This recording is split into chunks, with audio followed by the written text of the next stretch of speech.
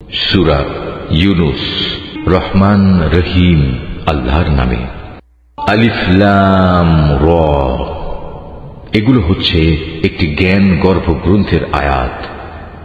মানুষের কাছে এটা কি আসলেই একটা আশ্চর্যের বিষয় যে আমি তাদের মধ্যে থেকে তাদেরই মতো একজন মানুষের কাছে ওহী পাঠিয়েছি, যেন সে মানুষকে তাদের জাহান্নাম সম্পর্কে সাবধান করে দিতে পারে।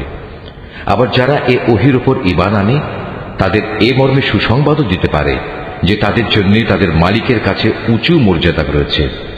কাফেররা এমনি আশ্চর্যান্বিত হয়ে পড়ল যে তারা বলল, অবশ্যই এ ব্যক্তি একজন সুদক্ষ জাদুকর। হে মানুষ, তোমাদের মালিক হচ্ছেন আল্লাহ তাআলা, যিনি আকাশমণ্ডলী ও পৃথিবীকে 6 দিনে পয়দা করেছেন। অতঃপর তিনি আরশে সমাসীন হন। তিনি এর যাবতীয় কাজ স্বহস্তে নিয়ন্ত্রণ করেন। কেউই তার অনুমতি ছাড়া কারো জন্য সুপারিশকারী হতে পারে না। এই হচ্ছেন তোমাদের মালিক আল্লাহ তাআলা, অতএব তোমরা তাঁরই ইবাদত করো। তোমরা কি আসল কথা অনুধাবন করবে না? মৃত্যুর পর তোমাদের সবার ফিরে যাবার জায়গা হবে একমাত্র তাঁর কাছে। সেখানে গিয়ে তোমরা আল্লাহ তাআলা সকল প্রতিশ্রুতি সত্য পাবে। তিনি এ সৃষ্টির অস্তিত্ব দান করেন। মৃত্যুর পর তিনি আবার তাকে তার জীবন ফিরিয়ে দেবেন, যাতে করে যারা তার উপর ঈমান আনে, ভালো কাজ করে, যথার্থ ইনসাফের সাথে তিনি তাদের কাজের বিনিময় দান করতে পারেন এবং এ কথাটাও পরিষ্কার করে দিতে পারেন। যারা আল্লাহ তাআলাকে অস্বীকার করে তাদের জন্য উত্তপ্ত পানীয় ও কঠিন শাস্তি রয়েছে, কেননা তারা পরকালের এ শাস্তি অস্বীকার করত। সে মহান আল্লাহ তাআলা সূর্যকে প্রখর তেজোদ্দীপ্ত করে বানিয়েছেন এবং চাঁদকে বানিয়েছেন জ্যোতির্ময়। অতঃপর আকাশে তার জন্য কিছু মঞ্জিল তিনি নির্দিষ্ট করে দিয়েছেন, যাতে করে এর নিয়ম দ্বারা তোমরা বছরের গণনা এবং দিন তারিখের হিসাবটা জানতে পারো। আসলে আল্লাহ তাআলা যে এসব কিছু পয়দা করে রেখেছেন তার কোনোটাই তিনি নিরর্থক করেননি। যারা সৃষ্টি রহস্য সম্পর্কে জানতে চায় তাদের জন্য আল্লাহ তাআলা তার নিদর্শন খুলে খুলে বর্ণনা করেন। অবশ্যই দিন ও রাতের পরিবর্তনে এবং আল্লাহ তাআলা যা কিছু এ আসমান সমূহ ও জমিনের মাঝে পয়দা করেছেন তার প্রতিটি জিনিসের মাঝে পরেজগার লোকদের জন্য আল্লাহ তাআলাকে চেনার নিদর্শন রয়েছে। মানুষের মাঝে যারা মৃত্যুর পর আমার সাথে সাক্ষাতের প্রত্যাশী নয়, যারা এ পার্থিব জীবন নিয়েই সন্তুষ্ট এবং এখানকার সবকিছু নিয়েই পরিতৃপ্ত, সর্বোপরি যারা আমার সৃষ্টি বৈচিত্র্যের নিদর্শন সমূহ থেকে গাফেল থাকে, তারাই হচ্ছে সেসব লোক যাদের নিশ্চিত ঠিকানা হবে জাহান্নামের আগুন। এ হচ্ছে তাদের সে কর্মফল যা তারা দুনিয়ার জীবনে অর্জন করেছে। অপরদিকে যারা আল্লাহ তাআলার উপর ঈমান এনেছে এবং নেক কাজ করেছে, তাদের মালিক তাদের এই ঈমানের কারণেই তাদের সঠিক পথ দেখাবেন। তাদের তলদেশ দিয়ে অসংখ্য নিয়ামতে পরিপূর্ণ জান্নাতে সুপেয় ঝর্ণাধারা প্রবাহমান থাকবে। এ সময়ে তাদের মুখে একটি মাত্র ধ্বনি প্রতিধ্বনিত হতে থাকবে, হে আল্লাহ, তুমি কত মহান, কত পবিত্র। সেখানে তাদের পারস্পরিক অভিবাদন হবে সালাম, এবং তাদের শেষ কথা হবে যাবতীয় তারিফ সৃষ্টিকুলের মালিক আল্লাহ তাআলার জন্য। ভেবে দেখো, আল্লাহ তাআলা যদি মানুষের জন্য তাদের অন্যায় কাজকর্মের শাস্তি দিতে গিয়ে অকল্যাণকে ত্বরান্বিত করতেন, যেভাবে মানুষ নিজেদের কল্যাণ ত্বরান্বিত করতে চায়, তাহলে তাদের অবকাশ দেওয়ার কি সুযোগ কবেই শেষ হয়ে যেত। কিন্তু আল্লাহ তাআলা তাদের ঢিল দিয়ে রেখেছেন। অতঃপর যারা আমার সাথে সাক্ষাতের আশা করে না, আমি তাদের নাফরমানির জন্য তাদের উদ্ভ্রান্তের মতো ঘুরে বেড়াতে দিই। মানুষকে যখন কোনো দুঃখ দৈন্য স্পর্শ করে তখন সে বসে শুয়ে দাঁড়িয়ে সর্বাবস্থায় আমাকেই ডাকে। অতঃপর আমি যখন তার দুঃখ কষ্ট তার কাছ থেকে সরিয়ে নিয়ে যাই, তখন সে এমনই বেপরোয়া হয়ে চলতে শুরু করে, তাকে যে একসময় দুঃখ কষ্ট স্পর্শ করেছিল মনে হয় তা দূর করার জন্য আমাকে সে কখনো ডাকেইনি। এভাবেই যারা বারবার সীমা লঙ্ঘন করে তাদের জন্য তাদের কাজকর্ম শোভনীয় করে দেয়া হয়েছে। তোমাদের আগে অনেক কয়েকটি মানব গোষ্ঠীকে আমি ধ্বংস করে দিয়েছি যখন তারা জুলুম করতে শুরু করেছিল, অথচ তাদের কাছে আমার সুস্পষ্ট নিদর্শন সহ তাদের রসুলরা এসেছিল, কিন্তু তারা কোনো রকমেই ঈমান আনল না। এভাবেই ধ্বংসের মাধ্যমে আমি নাফরমান জাতিদের তাদের জুলুমের প্রতিফল দিয়ে থাকি। অতঃপর আমি এ জমিনে তাদের জায়গায় তোমাদের খলিফা করে পাঠিয়েছি। আমি দেখতে চাই তোমরা আমার সাথে কি ধরনের আচরণ করো। হে নবী, যখন আমার সুস্পষ্ট আয়াতসমূহ তাদের পড়ে শোনানো হয়, তখন তাদের মধ্যে যারা আমার সাথে মৃত্যুর পর কোন রকম দেখা সাক্ষাতের আশা করে না, তারা ঔদ্ধত্যের সাথে তোমাকে বলে, এছাড়া অন্য কোনো কোরআন নিয়ে এসো কিংবা একে বদলে দাও। তুমি এদের বলো, আমার নিজের এমন কোনো ক্ষমতাই নেই যে আমি একে বদলে দেব। আমি তো তাই অনুসরণ করি যা আমার উপর ওহী আসে। আমি যদি আমার মালিকের কোন রকম নাফরমানি করি, তাহলে আমি একটি মহা দিবসের কঠিন শাস্তির ভয় করি। তাদের তুমি এও বলো, আল্লাহ তাআলা না চাইলে আমি তোমাদের কাছে এ কোরআন তো পাঠই করতাম না। আমি তো এ গ্রন্থ সম্পর্কে তোমাদের কোনো কিছু জানাতামই না। কিন্তু আমি তো এর আগেও তোমাদের মাঝে অনেকগুলো বয়স কাটিয়ে এসেছি। তোমরা কি বুঝতে পারছো না? অতঃপর বলো, তার চাইতে বড় জালেম আর কে হতে পারে যে আল্লাহ তাআলার উপর মিথ্যা আরোপ করে কিংবা তার আয়াত অস্বীকার করে? এ ধরনের নাফরমান লোকেরা কখনোই সফল কাম হয় না। এই মূর্খ লোকেরা আল্লাহ তাআলাকে বাদ দিয়ে এমন কিছুর উপাসনা করে যা তাদের কোন রকম ক্ষতি করতে পারে না, আবার তা তাদের কোন রকম উপকারও করতে পারে না। তারা বলে, এগুলো হচ্ছে আল্লাহ তাআলার কাছে আমাদের সুপারিশকারী। তুমি এ মুশরিকদের বলো, তোমরা কি আল্লাহ তাআলাকে এমন কোনো কিছুর খবর দিতে চাও যা তিনি আসমান সমূহের মাঝে অবহিত নন এবং জমিনের মাঝেও নন? তিনি পাক, পবিত্র এবং মহান। তারা যে শিরক করে তিনি তার চাইতে অনেক ঊর্ধ্বে। মূলত মানুষ ছিল একই জাতি, অতঃপর তারা তাদের মাঝে মতবিরোধ সৃষ্টি করেছে। তোমার মালিকের পক্ষ থেকে তাদের শাস্তির মুহূর্তটি মৃত্যুর পরবর্তী জীবন পর্যন্ত স্থগিত করার ঘোষণা না থাকলে কবেই সে বিষয়ে ফয়সালা হয়ে যেত। আজ এ বিষয় নিয়ে তারা মতবিরোধ ঘটায়। তারা আরো বলে, তার মালিকের কাছ থেকে তার উপর কোনো নিদর্শন অবতীর্ণ হয় না কেন? তুমি তাদের বলো, গায়েব সংক্রান্ত যাবতীয় জ্ঞান তো একমাত্র আল্লাহ তাআলার কাছে। অতএব আল্লাহ তাআলার সে গায়েবী ফয়সালার জন্য তোমরা অপেক্ষা করো, আর আমিও তোমাদের সাথে সেদিনের প্রতীক্ষা করছি। মানুষকে দুঃখ মুসিবত স্পর্শ করার পর যখন আমি তাদের কিছুটা করুণার স্বাদ ভোগ করাই, তখন সাথে সাথেই তারা আমার রহমতের নিদর্শন সমূহের সাথে চালাকি শুরু করে দেয়। হে নবী, তুমি বলো, কলা কৌশলে আল্লাহ তাআলা সবার চাইতে বেশি তৎপর। অবশ্যই আমার ফেরেশতারা তোমাদের যাবতীয় কলা কৌশলের কথা তোমাদের আমল নামায় লিখে রাখে। তিনি মহান আল্লাহ তাআলা, যিনি তোমাদের জলে স্থলে ভ্রমণ করান। এমনকি তোমরা যখন নৌকায় আরোহণ করো এবং এই নৌকাগুলো যখন তাদের নিয়ে অনুকূল আবহাওয়ায় চলতে থাকে, তখন নৌকার আরোহীরা এতে ভীষণ আনন্দিত হয়। হঠাৎ এই নৌকাগুলো এক সময় ঝড়বাহী বাতাসের কবলে পড়ে এবং চারদিক থেকে তাদের উপর ঢেউ আসতে থাকে এবং তারা মনে করে এবার সত্যি এ বাতাস ও ঢেউ দ্বারা তারা পরিবেষ্টিত হয়ে গেছে। তারা একান্ত নিষ্ঠাবান বান্দা হয়ে আল্লাহ তাআলাকে এই বলে ডাকতে শুরু করে, হে আল্লাহ, যদি তুমি আমাদের এই মহা দুর্যোগ থেকে বাঁচিয়ে দাও, তাহলে আমরা তোমার শুকরগুজার বান্দাদের অন্তর্ভুক্ত হয়ে যাব। অতঃপর সত্যি সত্যি যখন তিনি তাদের এই বিপর্যয় থেকে বাঁচিয়ে দেন, তখন তারা ওয়াদার কথা ভুলে সাথে সাথেই অন্যায়ভাবে জমিনে নাফরমানি শুরু করে দেয়। হে মানুষ, তোমরা শুনে রাখো, তোমাদের নাফরমানি তোমাদের নিজেদের জন্যই ক্ষতিকারক হবে। মূলত এ হচ্ছে দুনিয়ার সহায় সম্পদ। অতঃপর তোমাদের আমার কাছেই ফিরে আসতে হবে। তখন আমি তোমাদের বলে দেব দুনিয়ার জীবনে তোমরা কে কি করতে।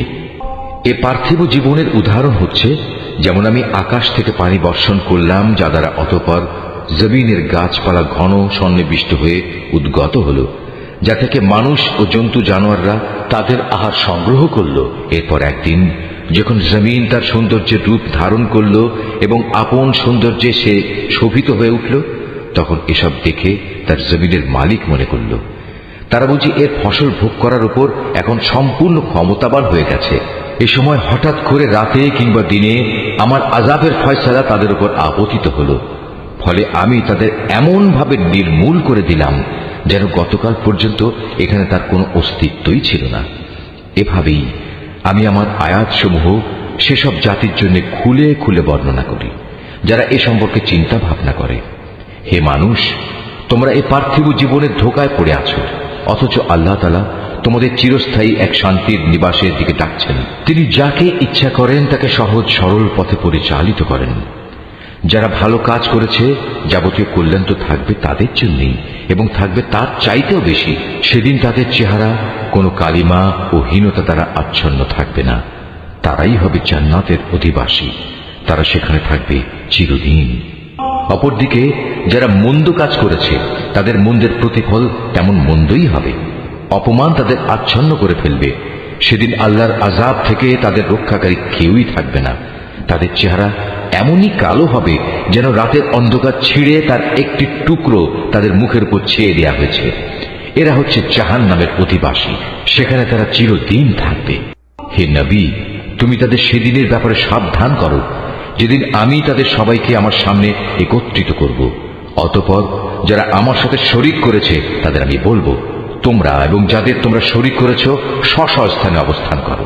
এরপর আমি তাদের এক দলকে আরেক দল থেকে আলাদা করে দেব এবং যাদের তারা শরীক করেছিল তারা বলবে, না, তোমরা তো কখনো আমাদের উপাসনা করতে না। আজ আল্লাহ তাআলাই আমাদের এবং তোমাদের মাঝে সাক্ষ্য প্রদানকারী হিসেবে যথেষ্ট হবেন। আমরা তোমাদের উপাসনার ব্যাপারে আসলেই গাফেল ছিলাম। এভাবেই সেদিন প্রত্যেক ব্যক্তি নিজের কর্মফল যা সে করে এসেছে পুরোপুরি জানতে পারবে এবং সবাইকে তাদের আসল মালিক আল্লাহ তাআলার কাছে ফিরিয়ে নেওয়া হবে। দুনিয়ায় তারা যেসব মিথ্যা ও অলীক কথাবার্তা আল্লাহ তাআলা সম্পর্কে উদ্ভাবন করত, নিমেষেই তা তাদের কাছ থেকে হারিয়ে যাবে। হে নবী, তুমি বলো, সে কে যে তোমাদের আসমান ও জমিন থেকে জীবিকা সরবরাহ করে? অথবা তোমাদের শোনা ও দেখার ক্ষমতা কার কর্তৃত্বাধীন? কে আছে এমন যে জীবিতকে মৃত থেকে আবার মৃতকে জীবিত থেকে বের করে আনে? কে আছে এমন যে এসব কিছুর পরিকল্পনা প্রণয়ন করে? তাদের এসব প্রশ্ন করলে তারা সাথে সাথেই বলে উঠবে, হ্যাঁ, অবশ্যই আল্লাহ। তুমি তাদের বলো, যদি তাই হয় তাহলে সত্য অস্বীকার করার পরিণামকে কি তোমরা ভয় করবে না? তিনি আল্লাহ তাআলা, তিনি তোমাদের আসল মালিক। সত্য আসার পর তাকে না মানা গুমরাহি নয়তো আর কি? সুতরাং তাকে বাদ দিয়ে বলো, তোমরা কোন দিকে ধাবিত হচ্ছ? এভাবেই যারা নাফরমানি করেছে তাদের উপর তোমার মালিকের সে কথাই সত্য বলে প্রমাণিত হলো যে এরা কখনো ঈমান আনবে না। তুমি তাদের আরো বলো, তোমাদের বানানো এসব শরীকদের মধ্যে এমন কেউ কি আছে যে প্রথমবার বানাতে পেরেছিল অতঃপর মৃত্যুর পর আবারও তা তৈরি করতে পারবে? তুমি বলো, আল্লাহ তাআলা এই সৃষ্টিকে প্রথম অস্তিত্ব প্রদান করেন, অতঃপর দ্বিতীয়বার তিনিই তাতে পুনরায় জীবন দান করেন। এরপরেও তোমরা কেন বারবার সত্য থেকে বিচ্যুত হচ্ছ? তাদের আরো বলো, তোমাদের বানানো শরীকদের মধ্যে এমন কে আছে যে মানুষকে সঠিক পথ দেখাতে পারে? তুমি বলো, হ্যাঁ, আল্লাহ তাআলাই সঠিক পথ দেখাতে পারেন। যিনি সঠিক পথ দেখান তিনি অনুসরণের বেশি যোগ্য না সে ব্যক্তি যে নিজেই কোনো পথের সন্ধান পায় না যতক্ষণ না তাকে সে পথের সন্ধান দেয়া হয়? তোমাদের একই হলো, কেমন ধরনের ফয়সালা করো তোমরা? তাদের অধিকাংশ ব্যক্তি নিজেদের আন্দাজ অনুমানের অনুসরণ করে, আর সত্যের পরিবর্তে আন্দাজ অনুমান তো কোনো কাজে আসে না। আল্লাহ তাআলা অবশ্যই ওদের কর্মকাণ্ড সম্পর্কে পূর্ণাঙ্গ ওয়াকিবহাল রয়েছেন। এ কোরআন এমন কোন গ্রন্থ নয় যে আল্লাহর ওহী ব্যতিরেকে কারো ইচ্ছা মাফিক বানিয়ে নেওয়া যাবে, বরং এ গ্রন্থ সেসব গ্রন্থের সত্যবাদিতার সাক্ষ্য প্রদান করে যা এর আগে নাজিল হয়েছিল। এতে কোনো সন্দেহ নেই, এটা হচ্ছে সৃষ্টিকুলের মালিক আল্লাহ তাআলার সত্য বিধানসমূহের বিশদ ব্যাখ্যা। তারা কি একথা বলে, এ ব্যক্তি মুহাম্মদ এই গ্রন্থটি রচনা করে নিয়েছে? হে নবী, তুমি এদের বলো, তোমরা তোমাদের দাবিতে যদি সত্যবাদী হও তাহলে তোমরাও এমনই ধরনের একটি সূরা বানিয়ে নিয়ে এসো এবং এ ব্যাপারে আল্লাহ তাআলা ছাড়া আর যাদের যাদের তোমরা ডাকতে চাও ডেকে তাদেরও সাহায্য নাও। আসল কথা হচ্ছে, যে বিষয়ে তারা তাদের জ্ঞান দিয়ে আয়ত্ত করতে পারল না কিংবা মানবীয় জ্ঞান বিজ্ঞানের সীমাবদ্ধতার কারণে যার ব্যাখ্যা এখনো তাদের পর্যন্ত পৌঁছয়নি, তারা তাই অস্বীকার করে বসল। তাদের পূর্ববর্তী মানুষরাও এভাবে অস্বীকার করেছিল। আজ দেখো এই অস্বীকারী জালেমদের পরিণাম কি হয়েছে। তাদের মধ্যে কিছু লোক এই গ্রন্থের উপর ঈমান আনবে, আবার কিছু আছে যারা এতে ঈমান আনবে না। জেনে রেখো, তোমার মালিক কিন্তু এই বিপর্যয় সৃষ্টিকারীদের ভালো করেই জানেন। এত বলা কওয়া সত্ত্বেও তারা যদি তোমাকে মিথ্যা প্রতিপন্ন করতেই থাকে তাহলে তুমি তাদের বলে দাও, দেখো, আমার কাজকর্মের দায়িত্ব আমার উপর আর তোমাদের কাজকর্মের দায়িত্ব তোমাদের উপর। আমি যা কিছু করছি তার জন্য তোমরা দায়ী নাও, আবার তোমরা যা করো তার জন্য আমি দায়ী নই। হে নবী, এদের মধ্যে কিছু লোক এমন আছে যারা তোমার দিকে কান পেতে রাখে। তুমি কি বধিরকে আল্লাহর কালাম শোনাবে, যদিও তারা এর কিছুই বুঝতে পারেন না? আবার ওদের মধ্যে কেউ কেউ আছে যারা তোমার দিকে তাকিয়ে থাকে, কিন্তু তুমি কি অন্ধকে পথ দেখাবে, যদিও তারা নিজেরা এর কিছুই দেখতে পায় না? নিঃসন্দেহে আল্লাহ তাআলা মানুষের উপর কোন রকম জুলুম করেন না, বরং আল্লাহর অবাধ্য হয়ে মানুষেরা নিজেরাই নিজেদের ওপর জুলুম করে। যেদিন তিনি তাদের সবাইকে একত্রিত করবেন, সেদিন তাদের মনে হবে যেন তারা দুনিয়ায় দিনের একটি ক্ষণ মাত্র কাটিয়ে এসেছে। তখন তারা একজন আরেকজনকে চিনতে পারবে। ক্ষতিগ্রস্ত হয়েছে তারা যারা আল্লাহর সামনাসামনি হওয়াকে অস্বীকার করেছিল। আসলে এই মানুষরা কখনোই হেদায়েত প্রাপ্ত ছিল না। আমি ওদের কাছে যে বিষয়ের ওয়াদা করেছি, তারা কিছু কিছু বিষয় যদি আমি তোমাকে দেখিয়ে দেই, অথবা এর আগেই যদি আমি তোমাকে দুনিয়া থেকে উঠিয়ে নেই, এই উভয় অবস্থায় তাদের আমার কাছে ফিরে আসতে হবে। অতঃপর এরা যা কিছু দুনিয়ায় করত, তার উপর আল্লাহ তাআলাই একক সাক্ষী হবেন। প্রত্যেক উম্মতের জন্যই একজন রসুল আছে। অতঃপর যখনই তাদের কাছে তাদের রসুল এসে যায়, তখন তাদের সাথে আল্লাহ তাআলা সিদ্ধান্ত করার কাজটি ইনসাফের সাথে সম্পন্ন হয়ে যায়। তাদের উপর কখনো জুলুম করা হবে না। এরা উদ্ধত দেখিয়ে বলে, হে মুসলমানরা, তোমরা যদি সত্যবাদী হও তাহলে বলো, কবে তোমাদের সে আযাবের ওয়াদা ফলবে? তুমি বলো, এটা বলা আমার বিষয় নয়। আল্লাহ তাআলা যা চান তা বেঁধে রেখে আমি তো আমার নিজস্ব ভালো মন্দের অধিকারও রাখি না। আসল কথা হচ্ছে, প্রত্যেক জাতির জন্য আযাব ও ধ্বংসের একটি দিনক্ষণ নির্দিষ্ট করা আছে। তাদের সে ক্ষণটি যখন আসবে, তখন তাদের ব্যাপারে এক মুহূর্ত কাল সময়ও দেরি করা হবে না, এবং তাদের দিনক্ষণ আগেও নিয়ে আসা হবে না। তুমি এদের আরো বলো, তোমরা কি ভেবে দেখেছ, যদি তোমাদের উপর আল্লাহর আযাব রাতে কিংবা দিনের বেলা এসে পতিত হয়, তাহলে আর কোন বিষয় নিয়ে নাফরমান লোকেরা তাড়াহুড়ো করবে বলো? অতঃপর যখন সত্যিই একদিন এই বিষয়টি ঘটবে, তখন কি তোমরা এটা বিশ্বাস করবে? তোমাদের বলা হবে, হ্যাঁ, এখন তো আযাব এসেই গেল, অথচ তোমরা এর জন্যই তাড়াহুড়ো করছিলে। অতঃপর জালেমদের বলা হবে, এবার চিরস্থায়ী জাহান্নামের আযাবের স্বাদ ভোগ করো। দুনিয়ার জীবনে তোমরা যা কিছু অর্জন করেছ, এখন তোমাদের শুধু তারই বিনিময় দেয়া হবে। হে নবী, এরা তোমার কাছে জানতে চায় আযাব সম্পর্কিত সে কথা আসলে কি ঠিক? বলো, হ্যাঁ, আমার মালিকের শপথ, এটা অমোঘ সত্য। জেনে রেখো, প্রতিশোধ নেয়ার ব্যাপারে তোমরা কোনোদিনই তাকে অক্ষম করে দিতে পারবে না। যদি প্রতিটি জালিম ব্যক্তির কাছে সেদিন জমিনের সমুদায় সম্পদ এসে জমা হয়, তাহলে সে তার সব কিছু মুক্তিপণ হিসাবে ব্যয় করে আযাব থেকে বাঁচার চেষ্টা করবে। যখন এই জালিম মানুষরা জাহান্নামের আযাব দেখবে, তখন তার মনে মনে ভারী অনুতাপ করবে, কিন্তু তখন তা কোনোই কাজে আসবে না। সম্পূর্ণ ইনসাফের সাথেই তাদের বিচার মীমাংসা সম্পন্ন হবে, এবং তাদের উপর বিন্দু মাত্র জুলুমও করা হবে না। মনে রেখো, আসমান সমূহ ও জমিনে যা কিছু আছে তা সব আল্লাহ তাআলার জন্যই। আল্লাহ তাআলা সব কয়টি ওয়াদাই সত্য, কিন্তু অধিকাংশ লোকই তা জানে না। তিনি জীবন দান করেন, তিনি মৃত্যু ঘটান, এবং মৃত্যুর পর তোমাদের সবাইকে তার কাছেই ফিরে যেতে হবে। হে মানুষ, তোমাদের কাছে তোমাদের মালিকের পক্ষ থেকে নসিহত বিশিষ্ট কিতাব এসেছে। এটা মানুষের অন্তরে যেসব ব্যাধি রয়েছে তার প্রতিকার, এবং মুমিনদের জন্য হেদায়েত ও রহমত। হে নবী, তুমি বলো, মানুষের উচিত আল্লাহর এ অনুগ্রহ ও তার রহমতের কারণে আনন্দ প্রকাশ করা, কারণ তারা যা কিছু জ্ঞান ও সম্পদ জমা করেছে, এটা তার চাইতে অনেক ভালো। তুমি এদের বলো, তোমরা কি কখনো এই কথা চিন্তা করে দেখেছ, আল্লাহ তাআলা তোমাদের জন্য যে রিজিক নাজিল করেছেন, তার মধ্যে থেকে কিছু অংশকে তোমরা হারাম আর কিছু অংশকে হালাল করে নিয়েছ। তুমি এদের আরো বলো, এসব হালাল হারামের ব্যাপারে আল্লাহ তাআলা কি তোমাদের কোনো অনুমতি দিয়েছেন, না তোমরা আল্লাহর প্রতি মিথ্যা আরোপ করছ? যারা আল্লাহর উপর মিথ্যা আরোপ করে, তাদের শেষ বিচারের দিন সম্পর্কে ধারণা কি এই, এটা কখনো আসবেই না? নিঃসন্দেহে আল্লাহ তাআলা বড় অনুগ্রহশীল, তাই তিনি তাদের অবকাশ দিয়ে রেখেছেন, কিন্তু অধিকাংশ মানুষই এজন্য আল্লাহর শুকর আদায় করে না। হে নবী, তুমি যে কাজেই থাকো না কেন, এবং সে কাজ সম্পর্কে কোরআন থেকে যা কিছু তেলাওয়াত করো না কেন, তা আমি জানি। হে মানুষরা, তোমরা যে কোনো কাজ করো, যে কোনো কাজে তোমরা প্রবৃত্ত হও না কেন, আমি তার ব্যাপারে তোমাদের উপর সাক্ষী হয়ে থাকি। তোমার মালিকের দৃষ্টি থেকে একটি অণু পরিমাণ জিনিসও গোপন থাকে না।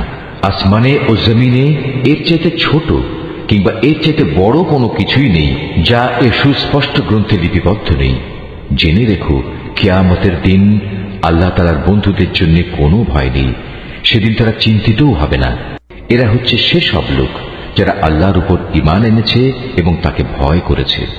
এ ধরনের লোকদের জন্য দুনিয়ার জীবনে যেমন সুসংবাদ রয়েছে, তেমনি পরকালের জীবনেও রয়েছে সুসংবাদ। আল্লাহ তাআলার বাণীর কোনো রদ বদল হয় না, আর সত্যিকার অর্থে এটা হচ্ছে মহা সাফল্য। হে নবী, তোমাকে তাদের কথা যেন কোনো দুঃখ না দেয়। নিশ্চয়ই মান ইজ্জত সবই আল্লাহ তাআলার করায়ত্তে। তিনি সব কিছু শোনেন, সব কিছু জানেন। জেনে রেখো, যা কিছু আসমানে আছে আবার যা কিছু আছে জমিনে, সবই আল্লাহর অনুগত। যারা আল্লাহ তাআলা ছাড়া কল্পিত শরীকদের ডাকে, তারা তো শুধু কিছু আন্দাজ অনুমানেরই অনুসরণ করে মাত্র। তারা মূলত মিথ্যাবাদী ছাড়া আর কিছুই নয়। হে মানুষ, তিনি মহান আল্লাহ, যিনি তোমাদের জন্য রাত বানিয়েছেন যাতে করে তোমরা তাতে বিশ্রাম গ্রহণ করতে পারো, আর দিনকে বানিয়েছেন আলোক উজ্জ্বল। অবশ্যই এতে আল্লাহ তাআলার মহত্বের অনেক নিদর্শন রয়েছে সে সম্প্রদায়ের জন্য যারা নিষ্ঠার সাথে শোনে। তারা বলে আল্লাহ তাআলা নিজের একটি ছেলে বানিয়ে রেখেছেন, অথচ আল্লাহ তাআলা মহাপবিত্র। তিনি স্বয়ং সম্পূর্ণ অভাবমুক্ত। আকাশমণ্ডলী ও পৃথিবীতে যা কিছু আছে সবই তাঁর। তোমাদের কাছে এ দাবির পক্ষে কোনো দলিল প্রমাণও নেই। তোমরা কি আল্লাহ তাআলা সম্পর্কে এমন সব কথা বলে বেড়াচ্ছ যে বিষয়ে তোমরা কিছুই জানো না? হে নবী, তুমি বলো, যারা আল্লাহ তাআলার উপর মিথ্যা আরোপ করে তারা কখনোই সফল কাম পাবে না। এই মিথ্যাচার হচ্ছে পার্থিব জীবনের একটা সম্পদ। পরিশেষে তাদের আমার কাছেই ফিরে আসতে হবে। অতঃপর আমি তাদের কুফরি করার জন্য এক কঠোর আযাবের স্বাদ গ্রহণ করাবো। হে নবী, ওদের কাছে তুমি নূহের কাহিনী শোনাও, যখন সে তার জাতিকে বলেছিল, হে আমার জাতি, যদি তোমাদের উপর আমার অবস্থিতি ও আল্লাহর আয়াতসমূহ দ্বারা আমার উপদেশ প্রদান খুব দুঃসহ মনে হয়, তবে শুনে রাখো, আমি সম্পূর্ণরূপে আল্লাহর উপর ভরসা করি।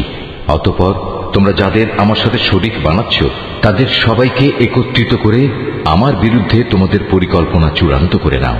দেখে নাও যেন সে পরিকল্পনার কোনো বিষয় তোমাদের দৃষ্টির আড়ালে না থাকে।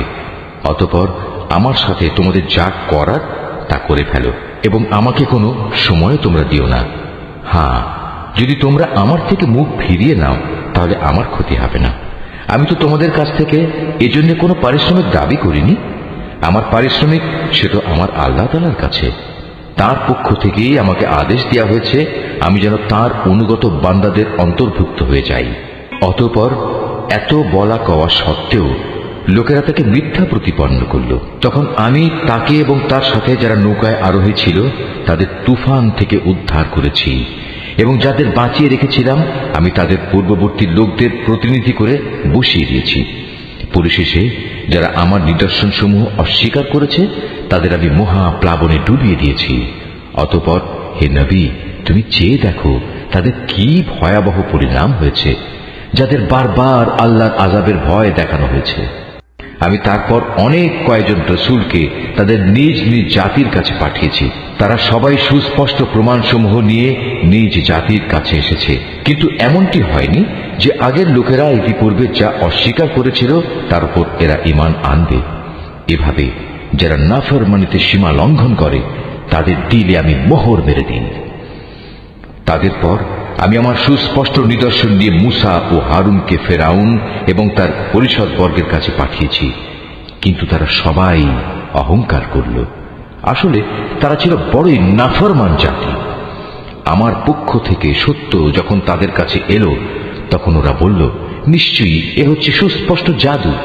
মূসা বলল, তোমরা কি সত্য সম্পর্কে এসব বাজে কথা বলছো যখন তা তোমাদের কাছে প্রমাণসহ এসে গেছে? তোমরা কি মনে করো এটা আসলে জাদু? অথচ জাদুকররা কখনোই সফল কাম হয় না। তারা বলল, তোমরা কি এ উদ্দেশ্যে আমাদের কাছে এসেছো যে যা কিছুর উপর আমরা আমাদের বাপ দাদাদের পেয়েছি তা থেকে তোমরা আমাদের বিচ্যুত করে দেবে এবং আমাদের এ ভূখণ্ডে তোমাদের দু ভাইয়ের প্রতিপত্তি প্রতিষ্ঠিত হয়ে যাবে? না, তা কিছুতেই হবে না। আমরা তোমাদের দুজনের উপর কখনো ঈমান আনব না। এবার ফেরাউন নিজের দলবলকে বলল, তোমরা আমার কাছে রাজ্যের সব সুদক্ষ জাদুকরদের নিয়ে এসো। অতঃপর ফেরাউনের নির্দেশে জাদুকররা যখন এসে হাজির হলো, তখন মুসা তাদের লক্ষ্য করে বলল, তোমাদের যা নিক্ষেপ করার তা তোমরা নিক্ষেপ করো। তারা যখন তাদের জাদুর বাণ নিক্ষেপ করল, তখন মুসা বলল, তোমরা যা নিয়ে এসেছ তা হচ্ছে আসলেই জাদু। দেখবে অচিরেই আল্লাহ তাআলা তা ব্যর্থ করে দেবেন। আল্লাহ তাআলা কখনো ফাসাদ সৃষ্টিকারীদের কাজকর্ম শুধরে দেন না।